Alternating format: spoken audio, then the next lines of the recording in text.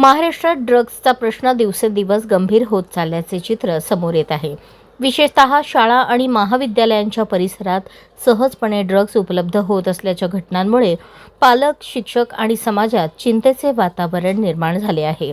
नव्या पिढीवर याचे घातक परिणाम होत असून तरुणाई चुकीच्या मार्गाकडे वळत असल्याची भीती व्यक्त केली जात आहे। राज्यातील विविध भागात ड्रग्स पुरवठ्याचे जाळे अधिक मजबूत होत असल्याचे संकेत मिळत आहेत। अनेक ठिकाणी अल्पवयीन मुलांपर्यंतही हे पदार्थ पोहोचत असल्याने परिस्थिती अधिकच चिंताजनक बनली आहे। त्यामुळे शिक्षणाच्या ठिकाणी सुरक्षिततेचा प्रश्न ऐरणीवर आला आहे। दरम्यान या पार्श्वभूमीवर राज्याच्या गृह विभागाच्या कार्यक्षमतेवरही प्रश्नचिन्ह उपस्थित होत आहेत।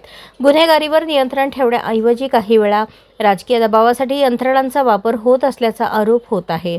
यामुळे ड्रग्ज विरोधातील ठोस कारवाईकडे दुर्लक्ष होत असल्याची टीका केली जात आहे। तज्ज्ञांच्या मते ड्रग्ज विरोधात कठोर कारवाई, जनजागृती मोहीम आणि शैक्षणिक संस्थांमध्ये विशेष पथकांची नियुक्ती करणे अत्यंत गरजेचे आहे। अन्यथा ही समस्या आणखी विकोपाला जाऊन समाजासाठी मोठा धोका निर्माण करू शकते।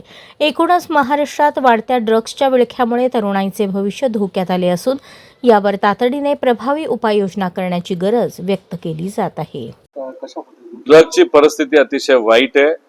तुम्ही बघा, जे नॅचरल ड्रग्ज असतात, जे महागडे ड्रग्ज असतात, असं आम्हाला समजते काही पोलिसांशी बोलल्यानंतर, ते पोर्टवर आतापर्यंत लाखभर कोटीचे सापडले। लाखभर कोटीचे ड्रग्ज फक्त सापडलेत, किती लाख कोटीचे आत आलेत हे कोणालाच माहित नाही।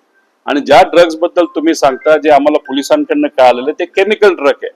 ते स्वस्त असतं, कुठेही मिळतं, आणि ते सेवन, त्याचं सेवन केल्यानंतर डोक्यावर परिणाम होतो, बरंच काय त्या ठिकाणी होतं। आणि हे मोठ्या प्रमाणात कॉलेजेस, स्कूल आणि इतर ठिकाणी म्हणजे महाराष्ट्रात हे मिळायला लागलेलं आहे। आणि या सर्व ड्रग्सच्या नाती आता नवीन पिढी तिथं लागायला लागली। अतिशय वाईट गोष्ट आहे, चुकीची गोष्ट आहे। कुठं ना कुठंतरी होम डिपार्टमेंट कमी पडले असं आपल्याला म्हणावं लागेल। होम डिपार्टमेंटचा वापर नेत्याला दाबण्यासाठी, भीती दाखवण्यासाठी, VIP ला प्रोटेक्शन देण्यासाठी केला जातोय। आणि त्यामुळेच कदाचित खरं काम जे पोलीस डिपार्टमेंटला करायचंय त्यात ते डिपार्टमेंट कमी पडतंय।